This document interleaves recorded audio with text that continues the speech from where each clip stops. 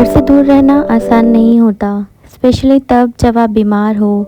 कोई नहीं देखता कि आपने खाना खाया या नहीं खाया, आपने दवाई ली या नहीं ली। कोई नहीं पूछता कि तुम ठीक तो हो। बस हम होते हैं खुद के ही साथ। तो आज का दिन भी मेरा कुछ ऐसे ही था। पूरा दिन बेड पे पड़े पड़े निकल गया। बीमार थी, दर्द भी था, लेकिन फिर सोचा कि ये दिन ऐसे तो नहीं वेस्ट करना था, कुछ तो प्रोडक्टिव हो। बहुत सारी क्लिप्स रखी थी पहले से, तो सोचा कि बैठ के एडिटिंग ही कर लेती हूँ, क्योंकि पढ़ाई करने की तो बिल्कुल हिम्मत नहीं थी। जैसे तैसे हिम्मत जुटाई, उठी और अपना टारगेट कंप्लीट करने लगी। ये मेरी छोटी डायरी जो आप देख रहे हो, इसमें मैं अपने एडिटिंग के जो भी मुझे टारगेट या प्लान्स होते हैं वो सब लिख लेती हूँ।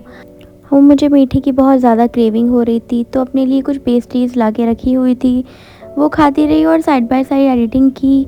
उसके बाद मैंने अपने रूम की हालत देखी तो literally it was full of mass. अब ऐसे रूम में तो मैं नहीं रह सकती थी। मैंने सोचा कोई नहीं, स्टार्ट करेंगे, रूम की सफाई भी आज ही करेंगे। बस फिर क्या था, मैं उठी, फेस वॉश किया, फ्रेशन अप हुई और मैं लग गई काम पे।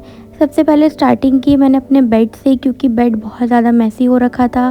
बेडशीट चेंज की एंड देन उसके बाद जो भी मेरे एक्स्ट्रा सामान पड़ा हुआ था बेड पे और साइड में नीचे, वो सब सामान उठाया, उसको रखा। एट दिस मोमेंट मुझे घर की इतनी ज़्यादा याद आ रही थी, क्योंकि जब आप बीमार होते हो तो आप रियलाइज़ करते हो कि what a home is for you.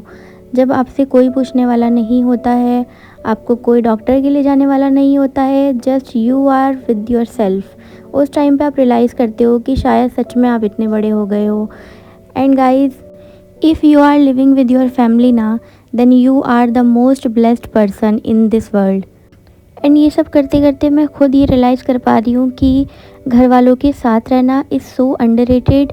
Like people complaints कि वो घर के बाहर नहीं जा पा रहे हैं, और उनको लगता है जो लोग बाहर रह रहे हैं, those people who are living away from home, they are just enjoying their life at the peak of it. But trust me guys, this is the reality that nobody talks about. This is the price that everybody who is far away from home will have to pay for.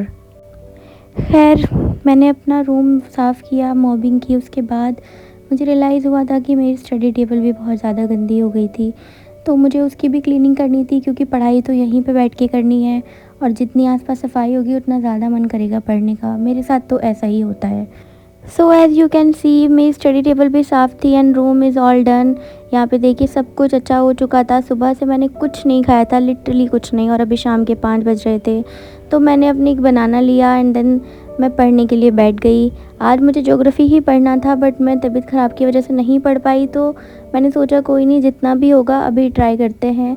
यहाँ पे मैं फिर से geography का ही revision कर रही हूँ, और उसी के साथ साथ कुछ मैंने अपने साइड में नोट्स बनाए हुए थे, वो सब देख रही हूँ। एंड गाइस, ऑनेस्टली लोग मोटिवेशन की बातें करते हैं, लोग कंसिस्टेंसी की बातें करते हैं, but this is the real side that every aspirant, every person goes through, because there are some days when you feel lost, when your body does not support you, when your mind says one thing and your body says another thing, when you constantly struggle between your body and your mind, but you finally decided to show up and not giving up. And sometimes it is also okay to take a pause. It is also okay to give rest to your body as well as your mind. If you are watching this, thank you so much guys.